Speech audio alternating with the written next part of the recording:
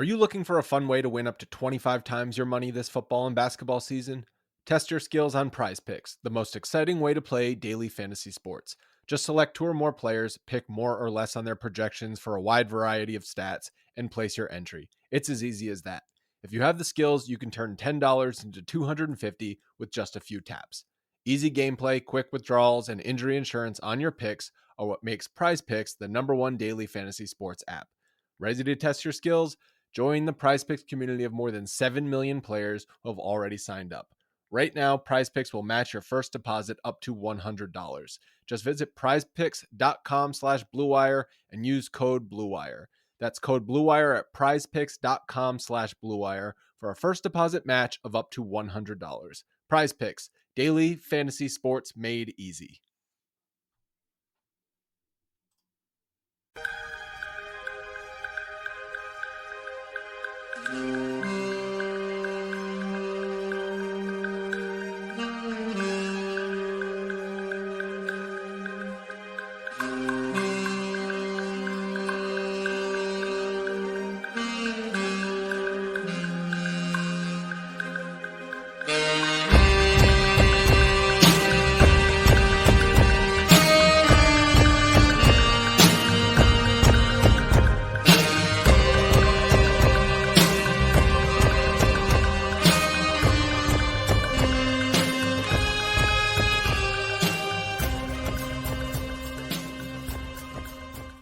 All right, fellow Mavs sickos, this is Kirk Henderson, editor-in-chief over at MavsMoneyball.com. You're joining me for Pod Mavericks' first Mavs Party of the regular season. For those of you who are listening on a recording a little later, probably on Thursday or maybe even early Friday, the Dallas Mavericks, as you well know, won against the San Antonio Spurs 126-119. Josh Bowe and I discussed that on our recap podcast, which is also on the feed and on the YouTube channel if you would like to go back and listen. But for now, this is our it's like third year, I think, of hosting this sort of fancast where you join me up here and we talk about basketball until we are done talking about basketball. There is a link here in the YouTube show which you can click on to be taken to a backstage area. Then I will go person by person talking basketball until we are done. I'll go through that a few more times during the course of the show because we will probably get a lot of people picking up as we go on. There aren't really any content warnings because this is not a show for children. Coming up first, I have my friend and yours. He was a once upon a time occasional Mavs Moneyball contributor with some of the weirdest shit we ever ran. He is the podcast producer for JJ Redick's absolutely incredible YouTube show and podcast, Old Man of the Three. Jason Gallagher, longtime Mavs fan. What in the hell is going on, my friend? Dude, I feel so alively. You know what I mean? Yes. That's how I'm starting this whole thing off with a POD reference because I am happy. I'm happy, Kirk, and I wrote down notes of things I want to tell you tonight. That's how happy I am. I'm wearing a hat. Let's hear it. Let's go. Let's talk. Number one, the future tomorrow is not promised. And right now, our team is 1-0. So I don't know what kind of analysis you got. You and Josh do the Lord's work by digging into the game. I, as a fan, and not a media member, by the way, I resent you calling me that. Yeah, that's fair. As a fan, I am just absolutely thrilled. No notes, super happy. Probably some notes, but I'm going to keep them in here. But super happy. I'm choosing happiness, Kirk. Join me. That's what I'm here for. Okay. That's what I'm here for because this whole endeavor is supposed to be fun. And yes, somewhere probably right after the Knicks game where Lucas scored 60 points, 20 rebounds, and 10 assists. So fun. The fun really stopped. And it was briefly rejuvenated when Kyrie Irving joined, but the Mavericks just didn't have the horses. Luka was hurt, and it was clear they weren't going anywhere. And we as Mavs fans took an unbelievable amount of shit from high-horsed prognosticating assholes about how tanking is somehow the devil. Keep in mind, the Portland Trailblazers and all-world, media darling Damian Lillard gets to tank year after fucking year, to no credit to it doesn't hurt his reputation whatsoever. But if the Mavericks make Luka sit for 2 games, he is somehow the spawn of Satan, and the Mavericks maybe need to somehow, fold as a team. The horse shit I heard from people who I like. I was about to be stabby, and I'm glad I'm glad. Here's the thing. What they did was right. They ended up with Derek Lively, and this fucking rules. This fucking rules. And, this isn't in my notes, but I've been wanting to get this take off all summer, so just let me get it off. The people bitching about Luka's bitching in the World Cup need to go outside, because my guy played in a World Cup because he likes to play basketball. Like, get out of here. He is one of the most pure things about this game. I said it. He's one of the most pure things about this game. He wants to kill the people he's playing against. He hates losing so much he looks like a whiny baby. Like, he is as pure as something can get. And yes, he's going to mature, and some of those things are going to fall off his shoulders, hopefully. But it's like, are we really complaining about a guy who took Slovenia deep into the FIBA World Cup? Go for a walk outside, losers. I'm sorry. Okay. That was just an No, we've been holding that. You've been holding that for a while. I can't believe people. Because you've been having to hear people from your position. I've listened to JJ's show. You've been having to hear people for a while talk about how not interesting the Mavericks are. Well, okay. Sure. That would be interesting to me. Tonight was awesome. And as far as I'm concerned, they're interesting as hell. It's opening night. Whatever. It reminds me like a Christmas Day game where it's like, whatever, like maybe we bank a shot like and miss it and hit, what I mean? Like, I don't know what to take other than I'm happy. So let's just leave it at that. Yep. So I'm going to keep going down my list. Okay. Let's just not forget. And I tweeted this. Okay. But let's not forget just how you're always in it. If Luka is on your team, you're always there. You're always there. I just sort of live here. Like that's kind of my place of being. My co-editor and co-site runner Josh Bowe is in the chat, and it's like I just sort of live in a state of Maverick at all times, which is really not mentally healthy. No. But it is like on a night like tonight, it's a whole lot of fun. Yeah, it's just that Luka. I'm gonna interrupt. It's just that Luka is at that stage in his career where the takes start flying. Ooh. We saw it a little bit in the preseason where it's like, is he actually the best player on this team? Blah, blah, blah, blah, blah. Dummy. Look, he is. He's one of the best players on this planet. He is a top 3 player. I'll say it. Sure. I'm not afraid. No, he is a top 3 player in this league, and you forget sometimes. And another one of my notes says that he needs to go full mustache. I believe this is a strong take. He needs to go full mustache. He needs to be the Zach Bryan of the NBA. I don't know if you know who that is, but he needs to embrace that role. Killers of the Flower Luka. You know what I mean? Ooh, okay. Killers of the Flower Luka is horrendous. That was off the. And okay. I need it. It. All right. So here's my other thing.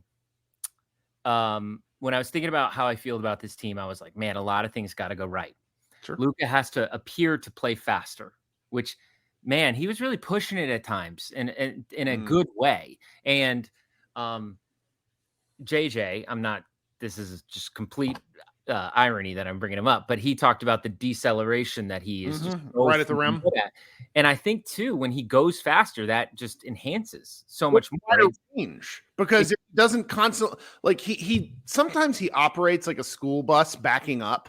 It's like beep, beep, beep. Yeah. It's an inevitable process. But tonight, I mean, he was it in the first quarter. My wife, who doesn't, she'll like make pithy comments, but she's like, is he running fast? And I had to say, yeah, he really is. So that was a what if for me, is like, can he keep that pace up? I guess, it's one game, obviously, but and obviously that has to do with him running back, and you mentioned this in your pregame show, which is awesome, by the way, but you mentioned that he was running, which means he wasn't arguing.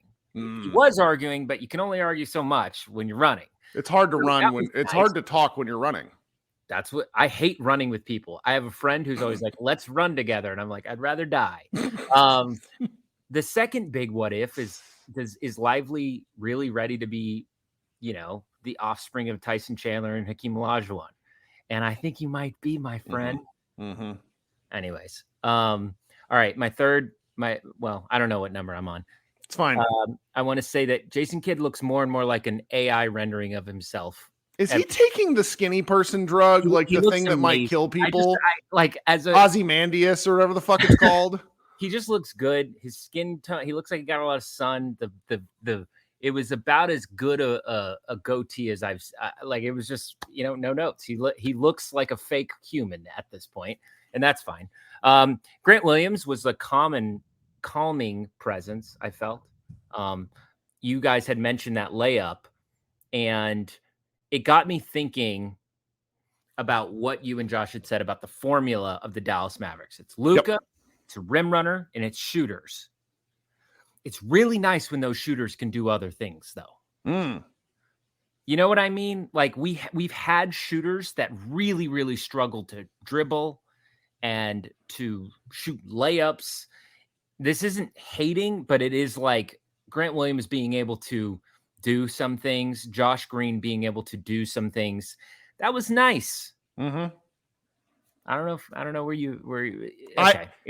We're letting you get takes off. And this is where I wish I had a few left. I've only got a few left. This is where I wish I had a producer, because I have people texting me. I have people asking in the chat what's going on. I'm not good at, I am really good at multitasking. I'm not this good at multitasking. Keep going with the takes. I like these. You're doing a wonderful job. I was going to say Kyrie Irving has massive balls, and he always has. To keep shooting. He always has, though. That's his MO, is that and that's kind of over a long stretch of time. That is a very positive thing on a basketball team, because it's like, he is one of those players that he can go 0 for 10. And if you don't leave him still, you know what I mean? Like I think it's a real thing. Man, it was kind of nice not watching a lot of Dwight Powell. I'm staying positive. Sure. But Dwight Powell is an emergency case option versus Dwight Powell for 24 minutes is a different circumstance. Just you know what? I was really thinking about this, and it's like, I was thinking about Dwight Powell because I like him as a person. And I like how hard he looks like he's always trying. Dwight Powell would have made an amazing Brian Cardinal. That's my take. But imagine if Brian Cardinal was starting. That's right. No, that's right. That's right. This is great. All right. I have a note. You look like the new State Farm pitch man. Sure. Jason, you have been fantastic. I appreciate you staying up. I appreciate you staying up late to hang out with us. Yeah, brother. Are you kicking me off because I said the State Farm thing? No. Do you have more takes? No, that was my last take, but I just was curious if this. No, well, I've never. Only the second time I've had this happen where I keep getting notifications that people are attempting to join the room, but the waiting room is full. So it's like cool. It's a good problem. It just makes me anxious. Genuinely, if I could share my screen right now, my last note really was. Yeah. You really should subscribe to this channel if you're a Mavericks fan, because you and Josh are very, very, very, very good. None of this bullshit. You guys actually talk about the game, and it's very nice, and I like it. I like it too. Shout out you, man. Thanks, man. I'm really glad you came, and I hope you come in during the regular season games where it's fun. Always. It's so hard to sleep after these games. Oh no, yeah. In succession, I don't respect people who get good sleep. There's a line of and I'm leaving. You have a good night, Jason. We'll talk soon. See you, brother. All right. Let's see here. So while we have a break between people, Jason was up here for probably longer, and I'm going to try to keep most folks. That's okay. All right. I want to fly through people, give as many people an opportunity to platform as possible. While I'm talking about it, I would really like it if you could go ahead and hit that like button down there at the bottom. It helps me somehow. If you could also consider subscribing to Pod Maverick, that would also be pretty important. I have a kind of a soft goal for 5,000 subscribers by the end of the season. We're at like 1,600 right now. I mean, we started in April of last year. Josh and I don't know what we're doing. We do this for fun. And we really want you to join with us. All right. So remember, if you are trying to join the waiting room and it tells you no, try back in a little bit. I'm going to fly through some people because I have a number of folks that say they want to talk to me. Dave DeFore, I'm going to get you in a minute because you aren't in here, but he said, we're driven by the search for better. But when it comes to hiring, the best way to search for a candidate isn't to search at all. Don't search, match with Indeed. If you need to hire, you need Indeed. Indeed is your matching and hiring platform with over 350 million global monthly visitors, according to Indeed data, and a matching engine that helps you find quality candidates fast. Ditch the busy work. Use Indeed for scheduling, screening, and messaging so you can connect with candidates faster. And Indeed doesn't just help you hire faster. 93% of employers agree Indeed delivers the highest quality matches compared to other job sites, according to a recent Indeed survey. One of the things I love about Indeed is it makes hiring all in one place so easy and streamlined so I can spend more time on the rest of my business. Leveraging over 140 million qualifications and preferences every day, Indeed's matching engine is constantly learning from your preferences. So the more you use Indeed, the better it gets. Join more than 3.5 million businesses worldwide that use Indeed to hire great talent fast. And listeners of this show will get a $75 sponsored job credit to get your jobs more visibility at Indeed.com/Blue Wire. Just go to Indeed.com/Blue Wire right now and support our show by saying you heard about Indeed on this podcast. Indeed.com/Blue Wire. Terms and conditions apply. Need to hire? You need Indeed. This podcast is brought to you by AT&T Fiber with All-Fi. Something tells me that the guy watching sports for 13 hours straight on Sunday, who then stays up watching the recaps of those 13 hours, then calls his friends to talk about it, is definitely going to notice that half-a-second delay.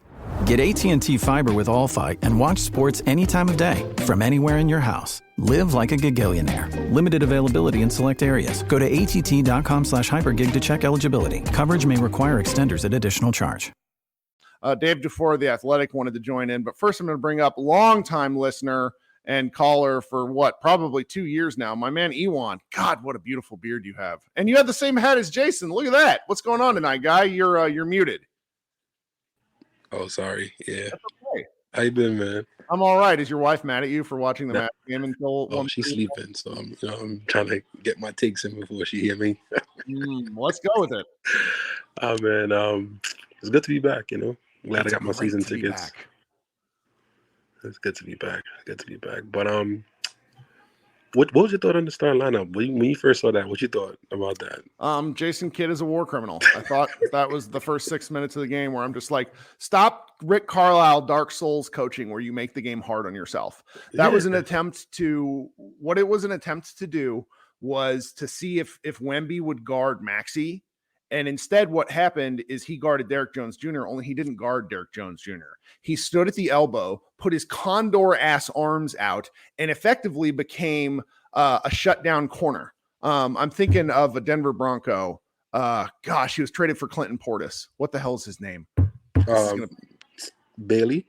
Yeah, he's Champ Bailey. That's what he did, only football. Yes. So... Yeah.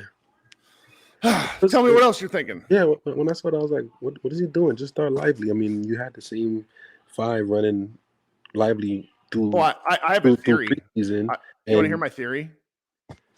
My theory is Doyle Rader wrote a post on how Derek Lively is ready to start. Jason Kidd read that because he reads stuff and was like, I'm not gonna. It's a conspiracy theory that's simply unprovable, and maybe I'm full of shit, but like that just seems like the kind of thing he does. And it's like why he did this last year for the first 10 games. Hopefully it don't take 10 games for him to realize that Lively is what we need. But it's like, why keep putting your team in a hole to start the game? I mean, you have worldly players like Luke and Kyrie that can bail you out and get you back into the game, but don't put your team through that, Start the kid, let him get the nerves out, let him get the feel out, let him get it out. He making a mistake, let him make it early. Get it out now. It's the first game. So what? Get it out. Don't wait till game 10 to decide to start him. And then he still got to go through his kinks. He got to go through his, his learning curves and stuff like that. Get it out the way now. We know what Maxey's going to do. We know what Powell is going to give us. See what the kid The only thing he can do is be positive. Like, he's not going to be worse than Dwight Powell. It's not going to happen. So just let the kid start. Well, did you see him in preseason? Because I thought he played good enough in preseason to justify starting. Exactly. And we see with Josh Green too, is like he did it with Holiday when Holiday signed. Mm-hmm. He benched Josh Green. Now you bench him for Derrick Jones. Like, Derrick Jones is not even out there. Like, keep the 3 ball handlers on the court, so you have options to move around and attack the offense more, especially with Lively not really having an offensive game. Derrick Jones, he's kind of like a spot-up shooter, and he's not a good shooter. So it's like he's pretty much useless out there. But the main thing I want to say is the minutes distribution. I loved it today. Like, Luka always played the whole first quarter. Today he played like the first 8 minutes. Took him out at the 4-minute mark. He got some rest. They brought him back in with like 30 seconds left. That's how I want it to be. If you could keep him like that all year, then we should be good. Like, I was never a fan of him playing the whole first, the whole third. It's like he's gonna be gassed. Well, in the minutes distribution, he only ended up playing 34 minutes. And he talked about before the game sort of how the minutes would be different. And I'm curious if that's a thing because they're worried about his calf, or if that's a thing because they are really trying something new. I hope it's trying something new, because you want Luka to be able to play 38 to 42 minutes. You don't want to have, like, he doesn't, if he has to play that many, it's just that things are not going to end up well. Do you know what I mean? Right. I mean, and if that's what he's going to do for the whole season, is like, change it as the game goes, but don't have a set. That's right. Like, parameters for every game, like first quarter every game, third quarter every game. Like, if it's going well and the team's flowing, like, you take them out, pull them out early, get them some rest. Let the team do their thing. Like, don't have just set times for him to be in and out the game. Well, so they actually have to do that. Because if players like kind of thrive on routine. So if they're gonna, but what you're kind of implying here is as long as they can be a little bit less rigid with the routine. And that's where it felt like they were such a slave to it, because Luka would be gassed at the end of the first quarter. Exactly. And what else I gotta say?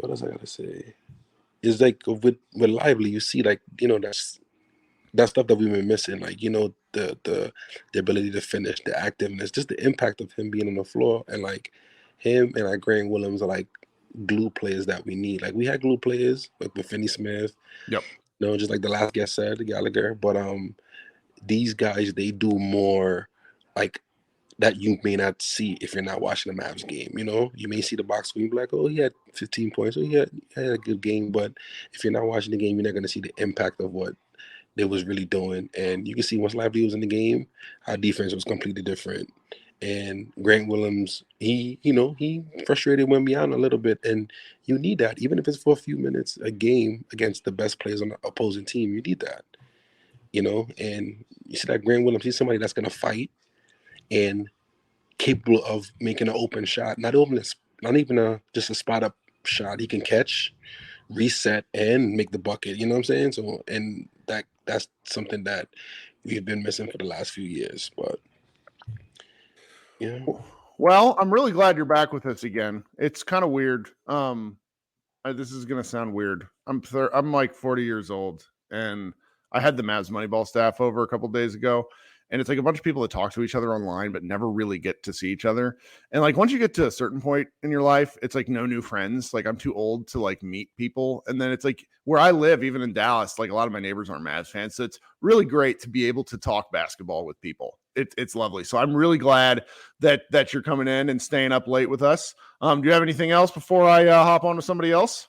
Lastly, I mean, I know we love playing fast. I don't have a problem with playing fast, but if we're playing fast and we're sloppy, just let Luka do his thing. Because when Luka do his thing, as we saw in this game, he just, like you said, the school bus with the N1, the slow two-step and the N1 bucket. Like, he's so smart. And he went like, after he made that N1, he was like this, like, I'm too smart for this. And we seem like we got capable players that, are very, I would say, all basketball players are high IQ, but they're more on the level of what Luka may want around the team with him. You know what I'm saying? So once you have those people that can somewhat sees things ahead of time like how Luka does, then I think we're gonna have a great season. So That's right. Well, man, you're great. Thanks so much for staying up late. all right, man. See you on the next Friday. Oh yeah, we're here Friday. Talk soon. Okay, coming up next, then we're going to bring up my guy Austin, who is a former Mavs Moneyball contributor, now writes for the magazine, and I occasionally parade into hanging out. What's going on, dude?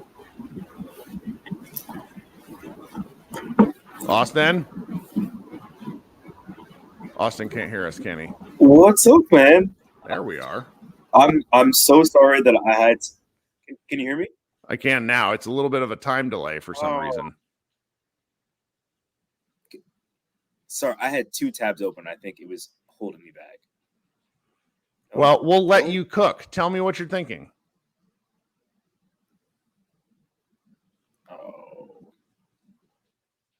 Oh, well, that's the way it goes sometimes. All right, Austin, maybe he'll rejoin here in a little bit. Coming up next, then we're going to bring my friend Karam, who's there in the chat, talking about wanting to come up and talk some hoops with us. Thanks so much for. Did I say your name right? I'm really awful with names. No, you're good. What are you thinking? What'd you think of the game tonight? Let's talk some hoops. Cool. I did some bullet points. Can I go over it? Absolutely. I love people who take notes during games. Makes me feel sane because I do the same thing. So one of the things I noticed was Luka didn't bitch at the refs.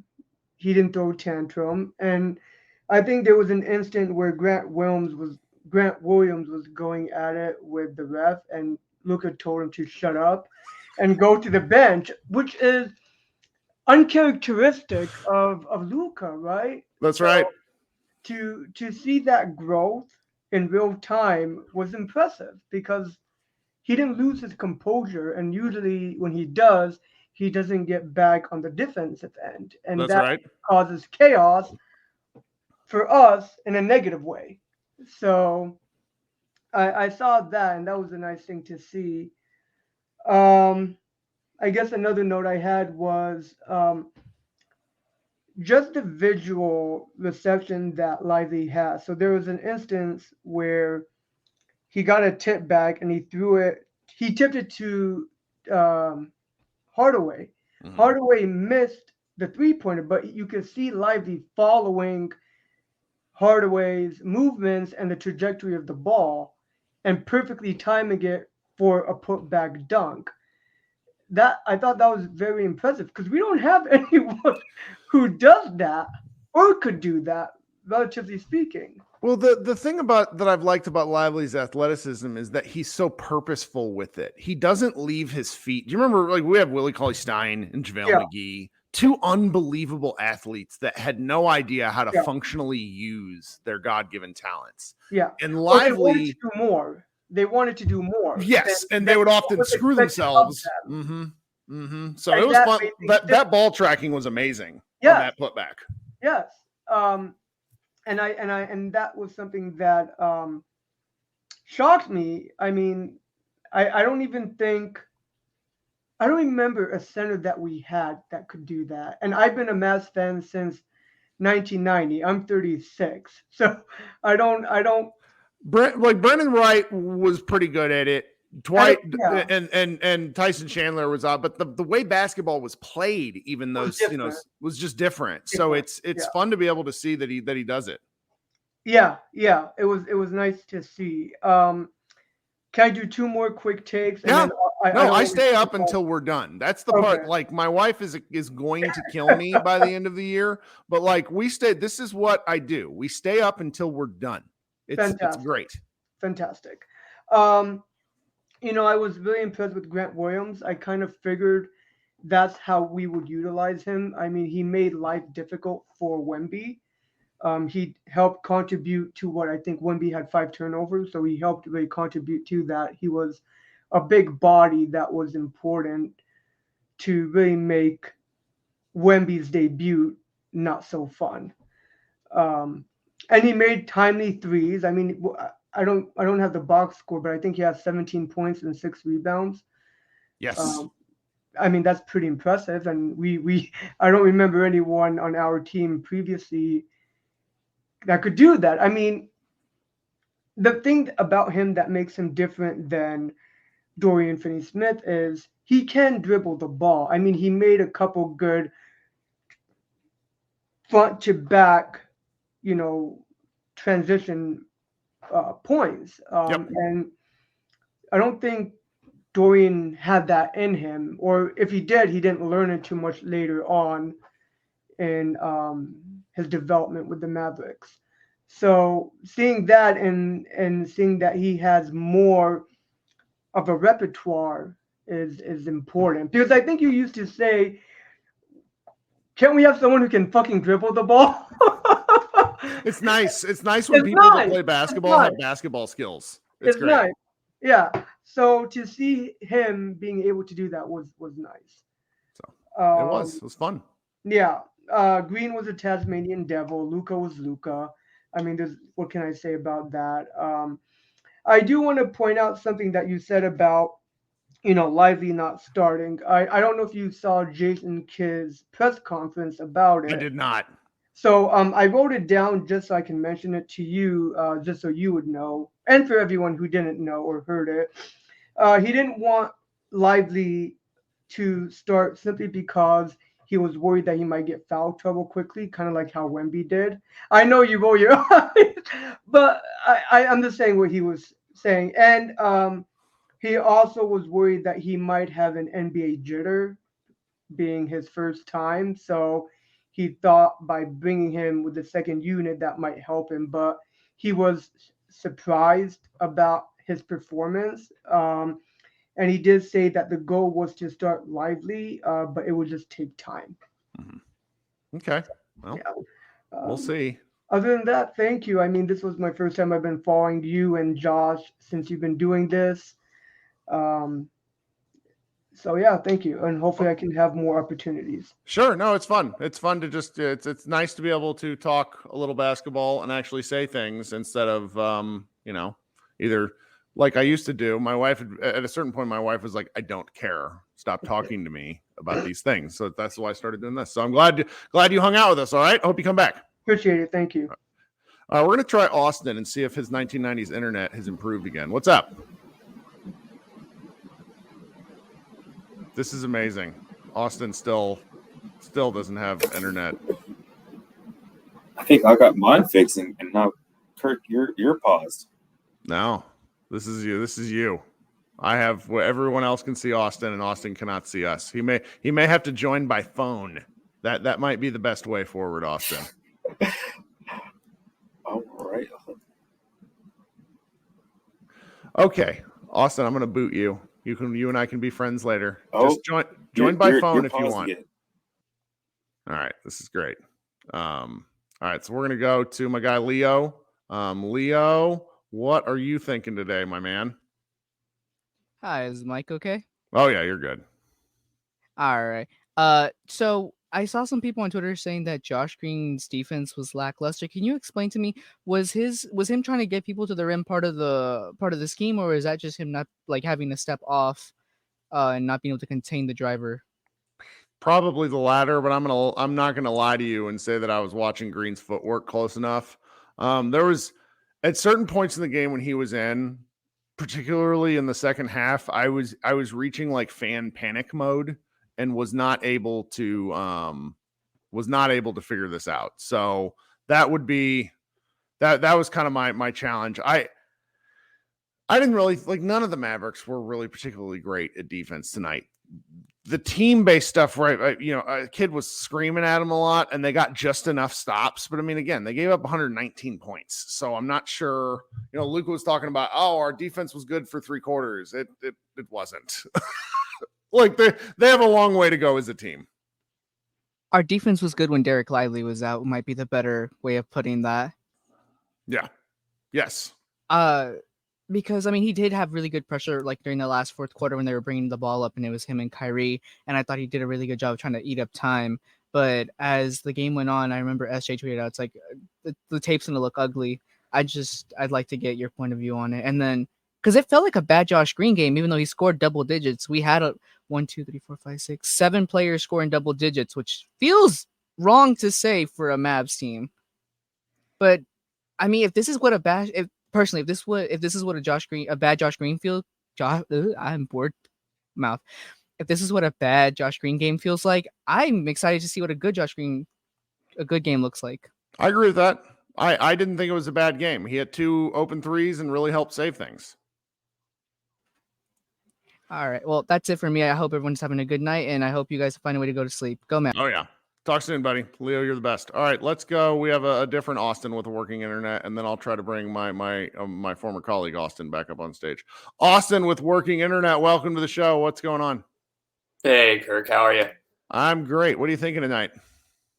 Not too much, man. I'm actually in San Antonio, which is why I couldn't hop on the video. So I got to go to the game, and it was pretty incredible, man. It's pretty wild to see Wemby in person, for sure. What? So you talk to me about what some in-arena observations that you had. I mean, nothing crazy. It's pretty similar to going to a Mavs game. They really celebrate like the Mexican heritage there, which is really cool. But other than that, it was pretty identical to a Mavs game, honestly. But it was pretty hilarious. There's quite a few Mavs fans there, and there's actually one a couple rows ahead of me wearing a Josh Green jersey, and he was like screaming the entire time, dancing in the stands. He was on video multiple times, and he was cracking up everyone around him. So that was pretty funny. But man, Kyrie's so smooth when you see him in person.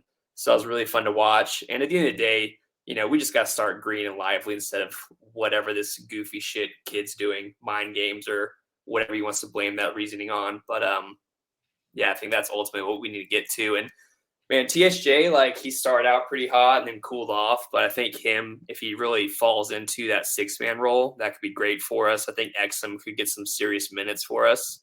He could definitely facilitate a little bit, and his defense I thought was better than I expected.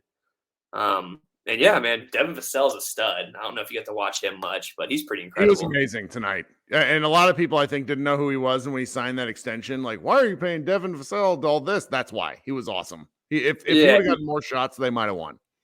He's oddly, like, never talked about in the media, but he was incredible to watch. And, like, he's a guy where if he was on this Mavs team as our third option, like, we could probably contend with someone like that. Like, he's so smooth. It's pretty incredible. And then the only frustrating thing I'd say in the game is Jeremy Sohan. He's a fun player to watch as well, but man, he falls down more than Embiid does. Like he's kind of wild. He's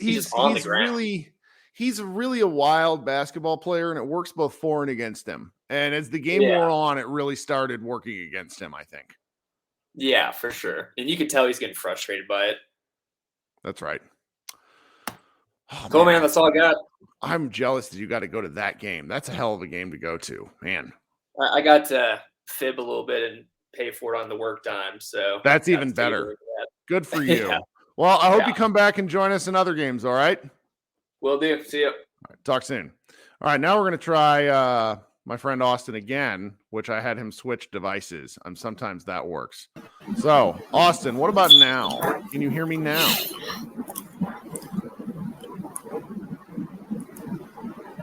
I think we're going to have to put on tonight. I don't know what is happening with my internet. Well, my connection here, because I can see myself, but I can't see you, Kurt. If you could try it from your phone, it'll work the exact same. We'll see, though. Okay, whatever. All right, Austin, you're the best. This is great. This is technology in 2020. It's like FaceTiming with my mom. Ruben, my guy, you've been waiting patiently. What's going on? Oh man, just here to bring the positivity. The Mavs got a game 1 win, and I don't know how long. I feel like it's been a long time. It's been a very long time. I was like, man, are we finna lose to the Spurs because of the hype of Wemby? Like, certainly felt that way. Okay, before you tell me anything else, I need you to help me with something, because you sent me a link today. You sent me a link today with it. It was the Mavs social media video. Can you talk me through that a little bit? Tell the whole crowd what was going on, because I want to give you some props on this, because I'm pretty sure it was you. Yeah. So I did the beat. It's a song called Ice Cream Paint Job by The Road. We're both from Dallas. He actually, we're born and raised. We made a song when we were like 20 or whatever, and it went platinum, and it It just, they played at every Mavericks game every night at a home game, and they even played in Cali a lot. That's where it really grew its legs. To bring up what you were saying, yeah, I sent you a post because I feel like I talk to you more than only than, 3. I love sharing stuff. Yeah, I know a lot of people, but not a lot of people I can speak about the Mavs so freely with. Sure. So you're cool as hell. But yeah, DeRozan came to me like maybe 2 months ago, and he was like, "Hey, we might want to recreate the beat." So I redid the beat or whatever, because it was made in like early 2000s, and I didn't know what his plan was, but I was like, sure, and he hit me yesterday. He texted me. He was like, "Hey, heads up, just be ready to reach out to whoever to get the clearances and stuff like that." I'm not going to go into the music. Sure. No, it's all the rights issues. Yeah. I half my shit. I showed a YouTube video that showed a Panda Hank video. I did one of these live. Yeah. And it demonetized my video. And yeah, I was like, I don't know how any of this stuff works. I'm just clicking buttons and showing stuff, and it's like, yeah, you can't do that. So, that's kind of the way right stuff is tricky that way. It's the shortcut. So he texted me yesterday, so I was like, sure, I sent my word to the right people. And this morning I wake up and I see the video, and like the Mavs tagged me in it, he tagged me in it, and it was like a cinematic thing. And he told me, he was like, it's gonna be a cinematic thing, but I didn't know what it was for or whatever. So I was like, yeah, whatever, I trust you. And it's the Mavs the season hype video, and it was awesome. And I want to give a shout out to is another guy that's Dallas based that remixed it everything, and I reached out to him and told him he did an amazing job. So I hope he watches this, and just let him know he did an amazing job on the remix and everything. But yeah, it was just something that just came about. It's awesome, man. Out of the blue, and I'm so grateful, and I definitely wanted to clear it to the city, and I hope I was a part of the Mavericks win. That's right. But, so give me your thoughts on the game. Let's fire away. I'm going to be quick. I know it's a whole bunch of Mavs fans that want to get their takes off. Love to every one of y'all, and I just want to say first off, get my negative out. Jason Kidd, don't do that again with the starters. I know that Wemby scares you a little bit, and he scares everybody, but that was not the right move that you did to have, Derrick Jones Jr. and Maxey on the court at the same time in a starting lineup. It almost torpedoed the game. It literally gave 45 points in the first quarter. But after that, Derek Lively Jr. is a stud. The guy had more points and more rebounds than Wemby. That, even the ESPN. Oh my God, JJ. There was a thing called JJ actually said, I went up to the refs and said, stop calling fouls on Wemby. I'm like, isn't that illegal? Richard Jefferson and JJ went up to the ref and said, stop calling fouls on Wemby. But that's besides the point. But Lively is something the Mavs haven't had with Luka in so long. And Derek Lively is good, but Luka is going to make him great. I don't want to go into detail until I see some more games. But he will feast. Luka will set him up with a platter.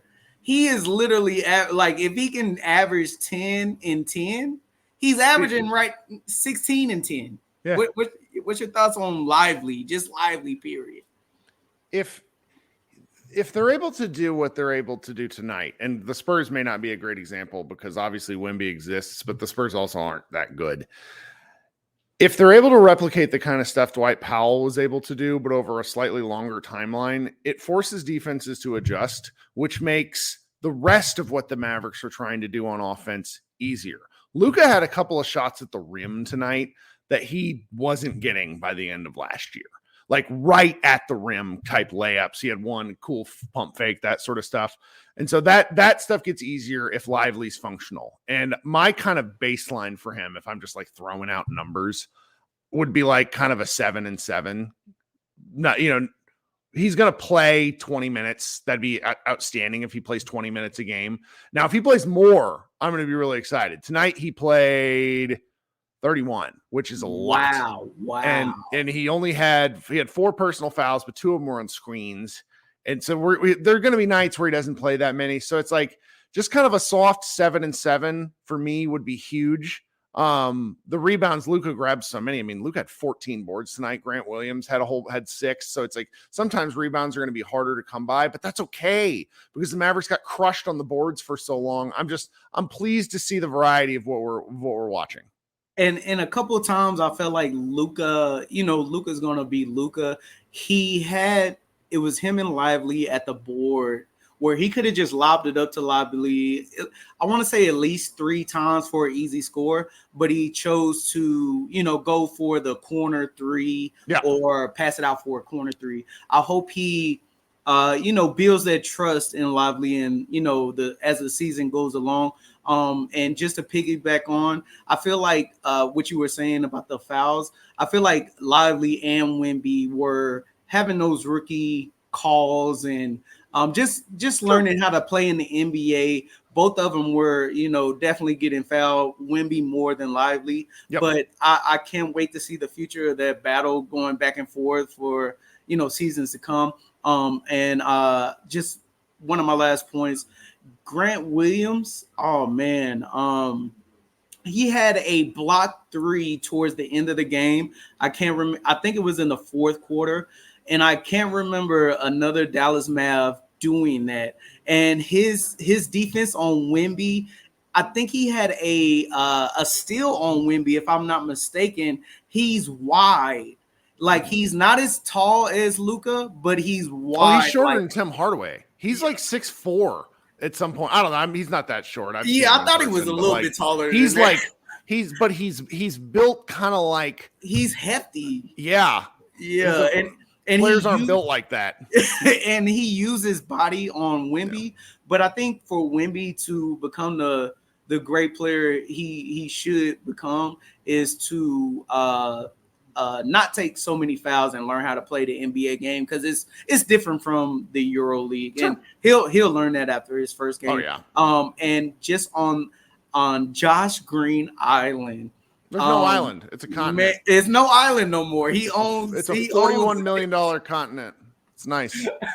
Man, if Peninsula, it wasn't, I don't know. It's something. We're gonna figure it out. It's no longer. It's the state of Texas, Josh Green State. I don't know, but if it's not for J-Kid holding him back, and which we all know after this game, even the announcers were stating the starting lineup throughout the game. Is Lively and Josh Green in with that other starting lineup that started tonight. But Josh Green's energy on a couple defensive possessions, it was Josh Green, Grant Williams, and Lively. It was on that possession where Lively was guarding the paint. He had to come up to the 3-point line, and Josh saw it and ran all the way to the opposite side of the court to have an arid pass, and I believe the Mavs got the ball back because it was just off trajectory. With his energy and his focus, with his quickness and agility, Josh Green is a monster. And J-Kid took him out when he was getting hot from 3. Like, I don't understand it, but I'm so hyped for this season. And what a opening game win. We got an opening game win, and I will always be hyped for the rest of the night and pretty much for the rest of the season. But great job, Kirk. Love the pod. And hey, go Mavs, baby. Let's go. We'll talk soon. Thanks, buddy. Yes, sir. All right. We're at about 45 minutes. We got 6 or 7 more people waiting to go. We're going to fly through, folks. So now we're going to try my friend Austin one last time, and it looks like he has working internet now. Friend of the show, Austin. There we go. I can tell this is working now. I don't know. You're gonna have to blame my company. Dude, Netscape is not a good company. You shouldn't be using Netscape. Those AOL CDs, they don't work. What's going on? Nothing much. I just want to be here and sing the Lively praises. Lively was my number one prospect for the Mavericks. Ooh. Going back all the way to March, he was the number one guy that I watched all college basketball, and I was like, this is the guy that they need to play. I've never been so right about a prospect. I thought he was gonna be good. I didn't think he was gonna be good, like obviously immediately, but just everything that everyone likes about him, his demeanor, the way that he goes about basketball, his size, his skill set, his basketball IQ, that all translated in college in the second half of the season. I think he had a very strange college season just because he got hurt early on, and then he played against another really highly touted big man who was a really good big man, who was a good offensive big man who posted up and played close to the basket, who's going to come out next season. So he didn't touch the ball a lot, but by the end of the season, he was the best defensive player in college basketball, and I think it's really translating now. I mean, he just had. I want to say I need to confirm it with somebody who's watched some of the '80s Mavs, because I didn't watch that era of the Mavericks. That was the best rookie debut of any Maverick in franchise history. It was one of the best rookie debuts ever. So StatMuse said first rookie in over 40 seasons with a 15-10 on 80% field goal percentage in the season opener. And how many of those came in a win? That's a great question. I don't know. Were they also? He played 30 minutes. If you ever told me Derek Lively played 30 minutes in the season opener, I'm like, I guess we're doing well. I mean, kid trolled the entire fan base with that starting lineup. The starting lineup was funny. I got the idea. I think what he wanted to do was to save Derek Lively from foul trouble, and also that San Antonio crowd was crazy because they were nuts. It was great. I loved it. It was great. It was a great matchup, and also it's the Wemby debut. It's one of the most highly touted or most anticipated games in NBA history. Yeah. And I think he didn't want Lively to get into foul trouble. Now, why Josh Green didn't start, I don't know. Derrick Jones Jr. that's just not the answer. But if you look at the minutes distribution at the end of the game, the top 5 players in minutes were Luka, Kyrie, Josh Green, Grant, and Derek Lively. Which at the end of the day, that's what you want to see. You want to see your 5 best players playing the most minutes, and I think Kid got it right towards the end of the game. He just, he did the typical galaxy brain kid decision to start Maxey and Derrick Jones Jr. But I think what happened is everyone realized that Derek Lively is just that good. They couldn't keep him off the floor. He was so good, and he was so good to the defense. His rim protection, he just deters everyone from the rim. His rebounding, the way he boxes out, the way he runs the floor, and the way he was also good on offense. I did not expect him to be good on offense at all. I was like, if he does anything on offense, it was going to be additive. Yep. But he was a positive factor on offense. He was, I don't know, their second, third best player to today. I mean, it was very, very impressive. Third highest score. Yeah, he tied with Grant Williams, 17. No, that's Tim Hardaway. Sorry. So he had 16 points. So he was their 5th highest score. It was great. You're right. I was very impressed. I was very happy to see that he's already what they needed him to be. Because honestly, if they didn't have him, they wouldn't be very good. When he was off the floor, it looked like their defense from last season. That's right. Atrocious. Well, I'm going to appreciate you sticking through and pushing through. I hope you come in here again. I also hope you go change that fire alarm battery that's beeping in the background. We can hear that too. I'm absolutely for it. It's my ceilings are 15 feet high, so I have to call somebody to come change it. Oh no, dude! When I moved into the house that we bought, the chandelier in the entryway, none of the lights were out. And my wife asked why that was, and the owner said, "We don't own a ladder." And I'm like, "What are you doing owning a home and you don't have go buy a?" Anyway, I'm sorry that you're right. Dealing with that in the middle of the night sucks. You might have to go sleep outside. It's tough. It's tough, but at least I'll sleep easy because we won tonight. All right, man. Thanks for pushing through with the tech front. All right. All right. See you guys. All right. Let's see here. We got Ben coming up next. Ben coming back to the show. Ben, what's going on? We're going to give Ben a second to figure out the audio element. He's got a cool avatar, though, on the screen. I'll wait for him to come back here. Maybe we will punt Ben for a second until he lets me know that he's back. We're going to go to Sam. Sam, are you there? Can you hear me? Kirk, can you hear me? I can. Welcome back, my guy. It's been a very, very long time since we've talked. It has been a long time. Mavs basketball is back. I love it. I'll be quick because, game was great. Obviously, everybody was talking about Wemby, which is deserved because I think he's going to be a generational talent. But, D-Live. He showed up and he showed out. Real quick point. I think the defense is really bad in the first quarter because I'm not maybe except a couple of, practices, they probably never even talked to on the court.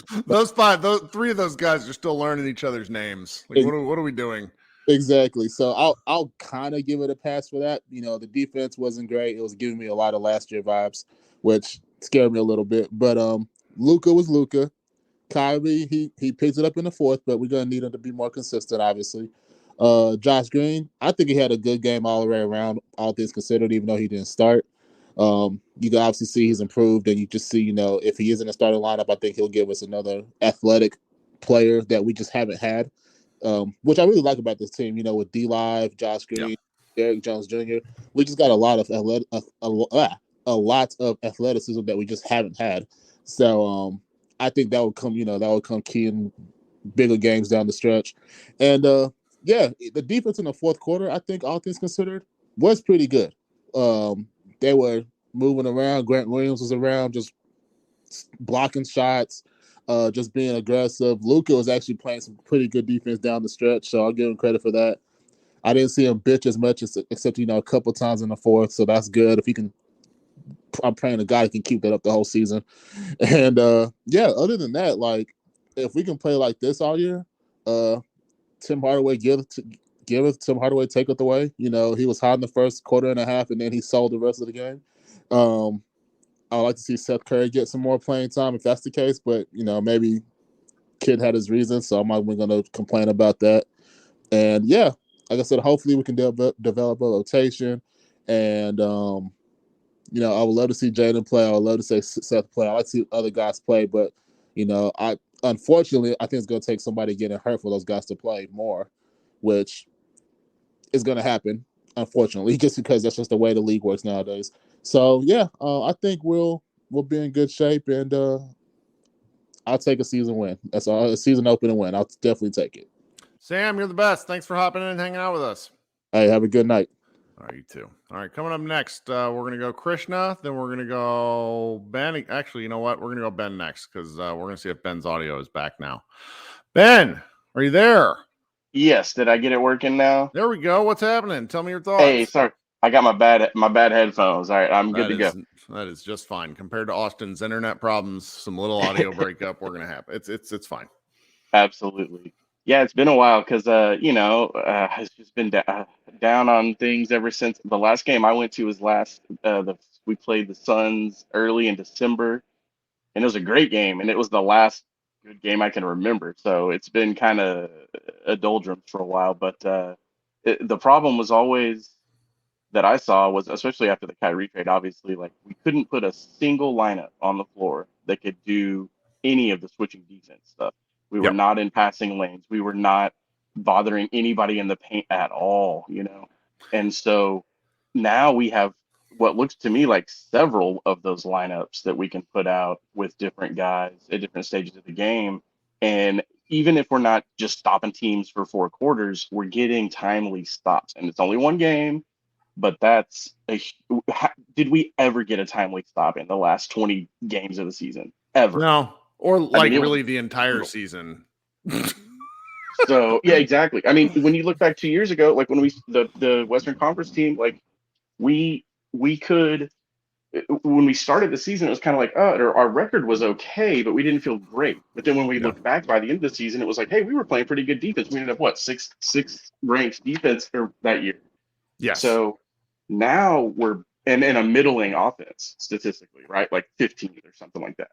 So Now we have those lineups, so that's huge. We can actually get stops. And what happened? I mean, the end of the game, we got 2 stops, and Luka hits a stupid 3, and it's over. I mean, that's the kind of win we haven't seen in a long time. And so, anyways, Lively with that double, y'all just talked about it. I think everybody's talking about it in the chat that they posted up on Mavs on Facebook or something about how the last Mavs rookie to do that was Mark Aguirre in '81, which is a double in his Yeah, the second year of Mavs of existence. the team, exactly. Yeah. So it's been a while. So yeah, man, Lively alone gives us hope again. Like I said, I saw that game last year. I didn't have any hope for the rest of the season after that, and now it's like, we can look forward. We can talk about things in a positive way, like what might happen. And basically, before preseason, or even like after summer league, right? We were all saying, "Oh, Prosper's going to be the guy that plays earlier, right? Lively's going to be the one that's going to have to figure it out." And well, it looks now like the tables have turned a little bit, right? So we still have Prosper to look forward to, right? No, I mean, Hardy didn't play either. I mean, there was Holmes got no minutes. Granted, Hardy, they say on the box score it says sprained left ankle, so maybe they just didn't want him to push it. It's like it's nice to know that there's still options. So absolutely, and I mean Grant Williams coming in slow start a little bit, but he came in and basically had a textbook Dorian Finney-Smith game that took 6 or 7 years for us to expect from him. You know what I mean? That's right. So that's huge. Exum didn't really play much, but one thing I didn't hear anybody talking about in the preseason game with him was if you just look at his stat line. I mean, he was, I think, in those 3 games, 20 minutes a game, I think he had, and he was 7, 7, and 7, very steady, a little bit of scoring, a little bit of rebounding, a little bit of assisting. And I think he's going to play a factor as the third point guard. When we do need to, in the middle of the season, get Luka and Kyrie rest. I don't know. I think he's going to factor in like that. So we'll see. I don't really have a lot else to say except it's huge to win in the Hardaway curse that we're trying to lift. Well, hey, he kept us alive in the first quarter, and really, there's a secret. I talked about this in the last show. There's a secret Jason Kidd curse to start the year. He can't win games. He was 1-6 in his previous 7 season openers. So it's to get a win is big. Right. Well, and then the hope I found from that is for us to win this game shooting 31%, 30% from 3. Obviously Hardaway had to bail us out of that Jason Kidd lineup in the first. Right. But that's it. It wasn't him that, we didn't really need him to win the game. He just got us back in it early.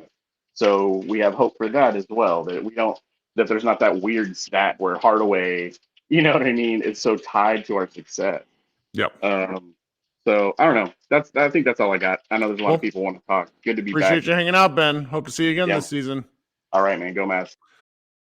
eBay Motors is here for the ride. With over 122 million parts for your number one ride or die, you can make sure your ride stays running smoothly. Brake kits, LED headlights, bumpers, whatever your baby needs, eBay Motors has it. And with eBay Guaranteed Fit, it's guaranteed to fit your ride the first time, every time. Plus, at these prices, you're burning rubber, not cash.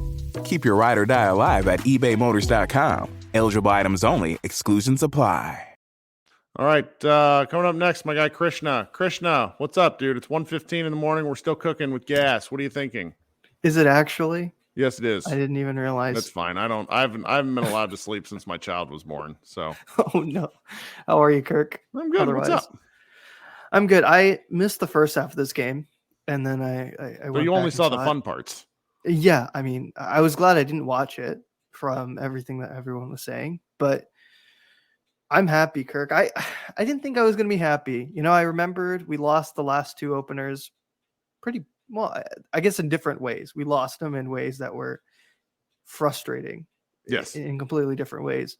And so Atlanta I saw still not fun. We got owned on national television for I was doing something else, and then I remembered because the only thing I saw before the game started, I only saw the starting lineup, And then I just remembered the Dorian Finney-Smith post up from the Atomic game. I love Dorian. Look, I love Dorian. I was very sad when he got traded, but I just started having like flashbacks. He had one post up all previous year, and he had 2 in the first half. I remember that. That sucked. Because I didn't see the game, so I was just like imagining that, and so then I came back and I was like, "This is not horrible, but this is not great." But either way, I was obviously like everyone. I think I was frustrated by the starting lineup, but kind of the thing that I felt was more important, and we saw it through the rest of the game, is the best players just played the most minutes. Yeah. If you just look at the minute rotation, and I think it's awesome. Lively, like actually contributing. And, I think everyone is 50-50 on Josh, like depending on where you are. But I think that heater 3, he just launched up that had it had no reason to go in, and it went in. It felt good for his confidence. And I think there's still positives in that. I think this defense can improve. I think part of it is just putting rotations that make a bit more sense. Like it felt like that starting rotation really stifled any offense, and it didn't really provide the defensive stability I think Kidd was thinking or expecting, which I feel like most people would have said that, but it's in the past, you put it away. Right. But what's positive is that, the best players played in that final 2-minute stretch, and it clicked on both sides. Like they made the baskets they needed to, and then they had the stops that they needed to. And it just felt really good to see that things can click. And yes, we don't know where the Spurs are going to be. They're probably not going to be, a competitive team, but we had 6 guys score in double digits this game, which I can't remember the last time that's happened in a Mavericks game.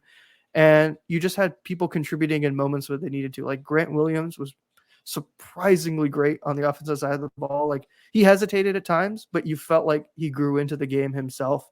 And, Kyrie was frustrating, I think, for a lot of it, but you saw him get way better towards the end. And then shots just weren't falling. Like that was all it was. Like he didn't necessarily he was passing the ball. He rebounded surprisingly well. It just wasn't, it's a different deal. Right. And that's the thing, right? I think that's always what's so frustrating is I think with superstars, we just expect like, oh, they're just going to score. And then they don't do anything else. But like you're seeing it nowadays, like a superstar is not just about scoring. Like, yes, they're going to usually be your leading scorers, but they can do other things, right? It's why you see Jokic and Luka, they have triple doubles, and like, almost all like the top 10 players in this league can average or get close to having a triple double because they do more than just scoring now. There's not as much specialization in terms of you just do this one thing. Right. Players kind of do a little bit more of that. So, but it was good that, he felt like he got into a rhythm.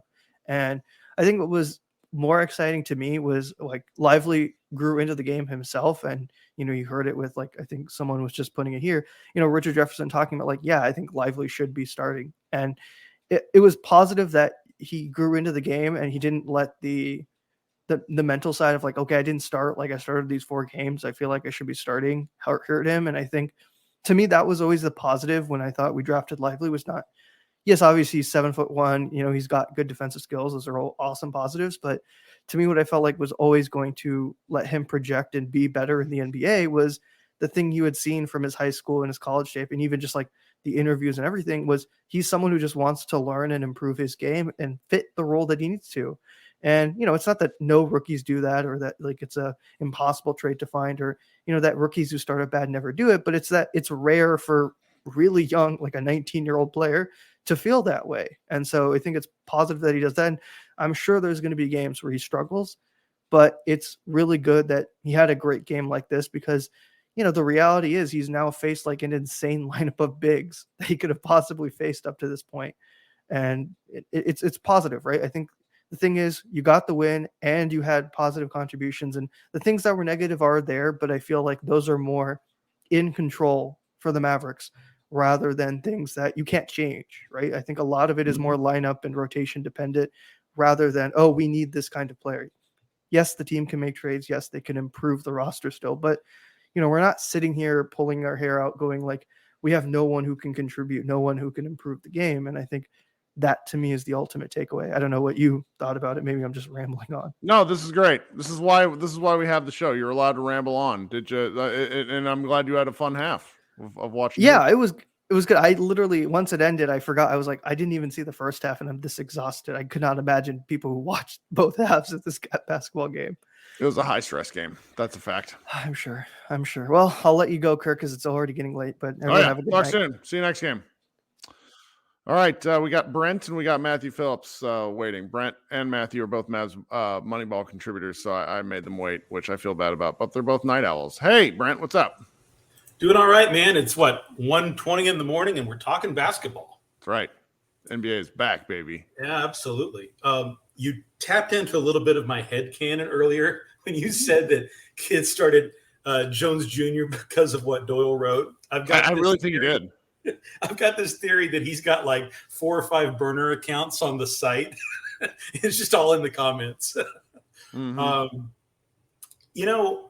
I came away from this game thinking about the juxtaposition, and this has been touched on a little bit, the juxtaposition of last year.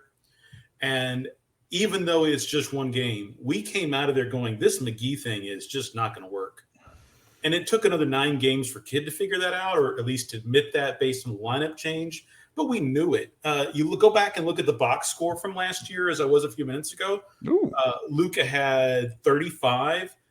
Wood had 25. And I think Dinwiddie had 15. It was a very top-heavy offensive performance. But the Mavericks were leading in that game and then collapsed at the end. And it just had a bitter taste. And this game is just, there's hope. I remember going to the 04-05 opener, which is going to make me sound as old as I am. Was that the one where we had there was a center? Oh, I'm about to tell you. Eric Dampier's first game with the Mavericks. That was 04-05. Okay. Yeah. So my buddy and I go to the game, and my buddy's just hollering because, of course, we had Dirk, but I'm talking about the middle being guarded. Up until that point through the Nelly years, we really didn't have the man in the middle. And even though Dampier didn't turn out to be that guy, there was so much hope around that acquisition that he had this putback dunk in the first quarter. And my friend just yells out, hey, we've got a center now. And that almost 20 years later is what I was saying as I was watching tonight, as opposed to last year with McGee. We've got a center now. If Lively, for some reason, had played a second year at Duke, right? Mm-hmm. You're talking about a top 3, top 5 pick at least. The only reason he falls as far as he did is because when you look at how he matured over the course of his one season at Duke, he got so much better towards the end. You put another year of film like that out there for NBA scouts, you wouldn't have been able to get him for the 10th or 12th pick. So it's great to get a win, yes, given what's happened the last couple of years. But are we going to look back at tonight at the end of the season or in a few years and say this was maybe the start of the second phase of Luka's career because of Lively? That's the rosier possibility on the timeline here because of what he represents in the middle. We've been devoid of a center that can be more than one thing. We've been trying to have 3 or 4 guys that can be the bullpen, the center rotation. Okay, you be the rim runner, you be the shot blocker, you be this, you be that.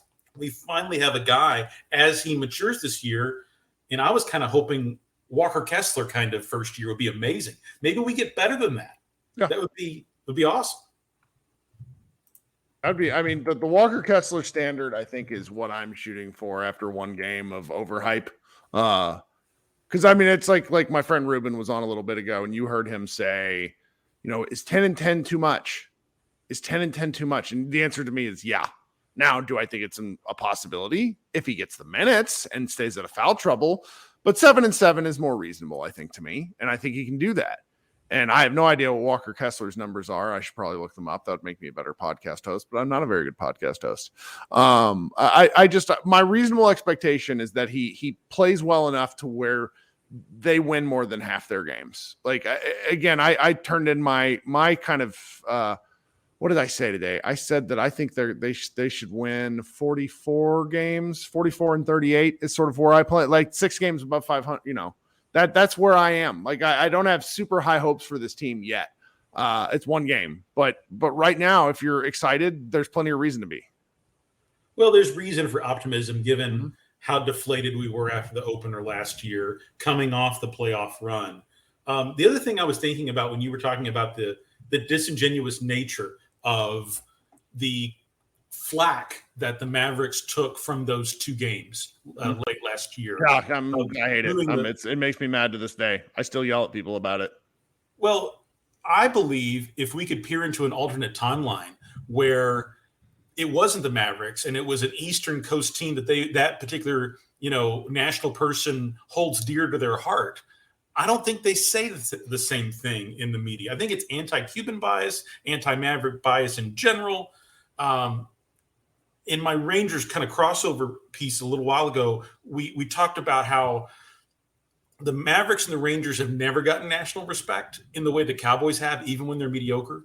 And you can hear it in the inflection of ESPN announcers, how they were just rooting for a Wemby win tonight to have that as a talking point, it felt like. It was so awkward because it's like they just decided that was the narrative, and I get why.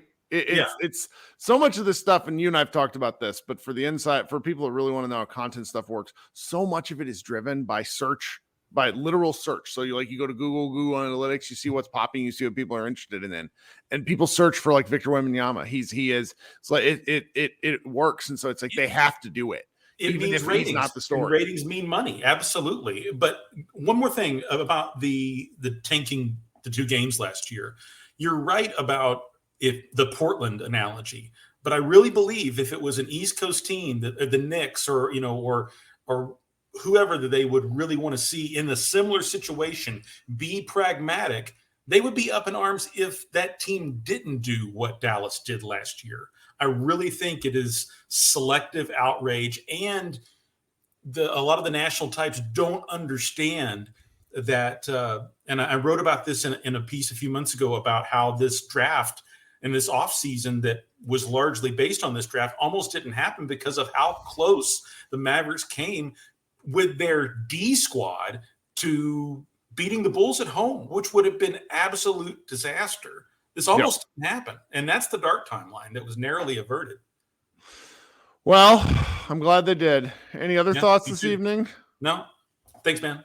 All right, we'll talk soon. Brent, you can read Brent's work at MavsMoneyball.com. He is writing something particularly weird that I'm looking forward to, and I'm not going to spoil it all. Coming up next is my guy Matthew, who is sitting in the dark right now, and he looks like a supervillain. Matt, what's up? Not a lot. Yeah, I don't know why I'm in the dark, but I am. So there are 3 things statistically that I think are pretty interesting relative to that are way different from what the Mavs were last year. Sure. And they are, 1, pace. Obviously, the Mavs played much, much faster today than they ever did last year. They were one of the slowest teams in the league. They played extremely fast tonight. I mentioned it in the Slack. They seemed to be a very, very concerted effort to get the ball back in after San Antonio buckets. It was super obvious to me. Also, they focused on offensive rebounds, which has been a non-Mavs thing for a really long time. The Mavericks averaged 7.6 offensive rebounds a game last year. And they had 13 tonight, which is so literally basically doubling what they do normally. And a lot of that was obviously Lively, as he had 5 of them. But that is a huge thing. I understand the analytics, the analytical argument that offensive rebounds don't correlate with wins necessarily. So I get all of that, but it is a way to get extra possessions. And to me, I feel like that's kind of a false equivalency, because if you chase offensive rebounds at the expense of getting back in transition defense, then yes, it's a negative thing. But if you try for offensive rebounds when they're there and you get back, then and you still make a good effort to get back and everything, then it's fine. And so I do like that they went for offensive rebounds. I thought they mattered a lot. The Mavs got 27 shots in the fourth quarter, and the Spurs only got, I think, 18, which is a really big deal. A lot of that also, the Spurs had a lot of turnovers. And then the last thing, the Mavs have always been a relatively low assist against team. The opposing teams normally don't have a lot of assists. And I think that's a couple things. One, the Mavs run people off of 3-point shots. That's always been a long-term thing. And a lot of assists are obviously kickouts and things like that. The Spurs had, I want to say, 33 assists tonight, which is a very, very large number. And I think a lot of that just points to the Mavs defense not really being all on the same page. There were a lot of times today, and who you blame it on is just a personal preference.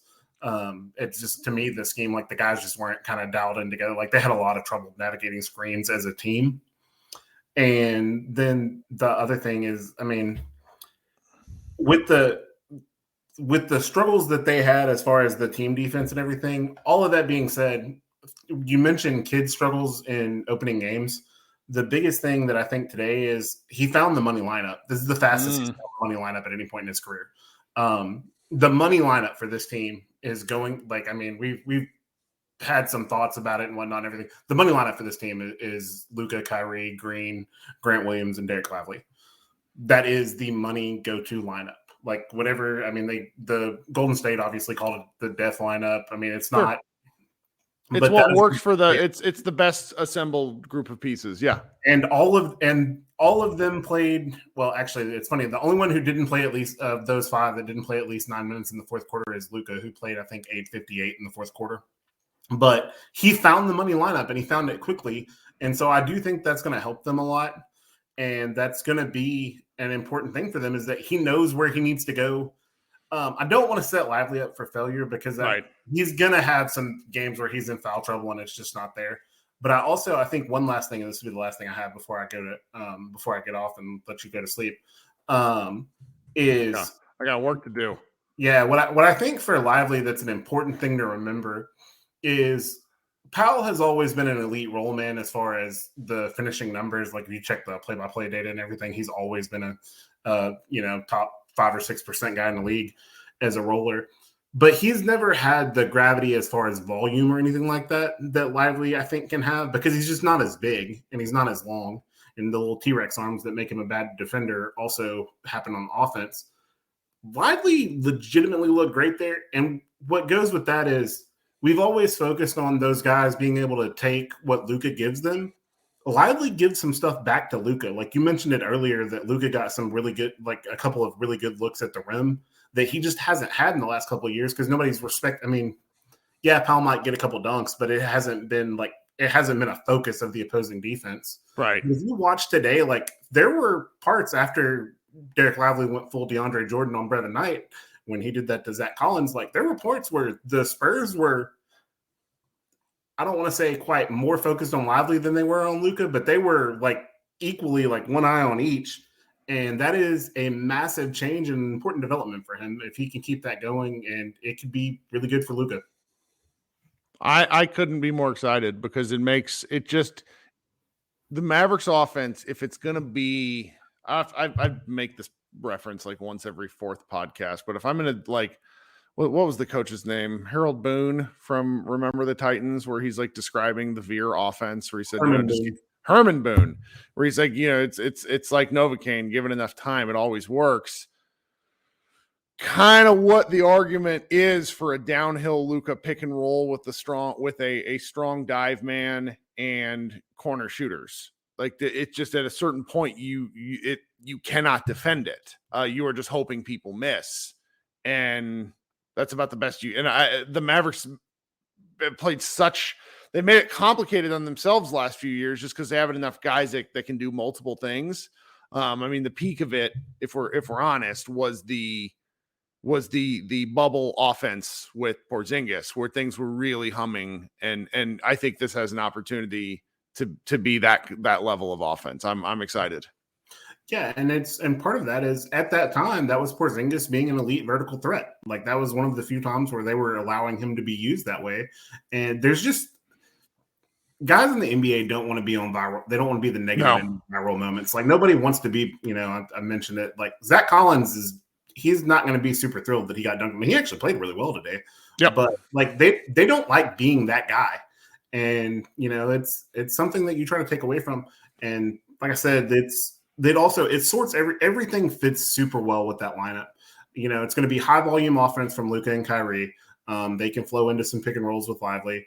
Lively is going to rim run. He's going to rim run hard. He's going to set a lot of screens, and he's a surprisingly good passer from there. And then Grant Williams is going to stand in the corner and shoot and be extremely willing to shoot open threes. He did have the travel on the 1-3 that he hesitated on, but other than that, man, obviously I was lower on Grant than everybody else, but he was super aggressive as far as taking the open looks, and that matters. And then Green is just Green. He's going to do some wacky stuff. He's going to get you some offensive rebounds. He's going to slap and do. He's basically just going to fill in wherever the gaps are. And so that's why that lineup just makes sense. And it's been a long time since the Mavs have a lineup 1 through 5 that makes sense. And other than Kyrie, they're all incredibly young. So we have to look forward to for a long time. That's right. Matt, thanks so much for staying up late and hanging out with us. All right. All right, you can read Matt. He wrote the podcast. Or I'm sorry, podcast. He wrote the stats post, the 3 stats you need to know to help explain this game over at Mavs Moneyball. It is up live right now. There's also the recap that I wrote, and then a guy, Matt Martinez, new to the site, wrote about Derek Lively's debut. Those 3 things are up on the site right now. And then if you check back in the morning. Those of you who are listening on podcast already seen it. Josh Bowe wrote an article that is about the Mavericks in clutch time. There's a lot of things going on at Mavs Moneyball. Please be sure to check it out. If you haven't subscribed, please consider subscribing. We do these after every game. We went longer than I would, love to stick about a half hour to 45 minutes most nights. But if you guys want to talk, we're going to keep talking. Thanks so much for hanging out. I really love doing the show. Love the community. Give me a subscribe if you haven't done that yet. And we will talk more on Friday when the Dallas Mavericks play their second game. Who do they play? I should know this. This is a good thing for me to know. Oh yeah, they played their home debut against the Spurs. The return of Dorian Finney-Smith and Spencer Dinwiddie. So that'll be emotional. All right, guys. Thanks so much, and we will talk soon. Everybody, have a great night.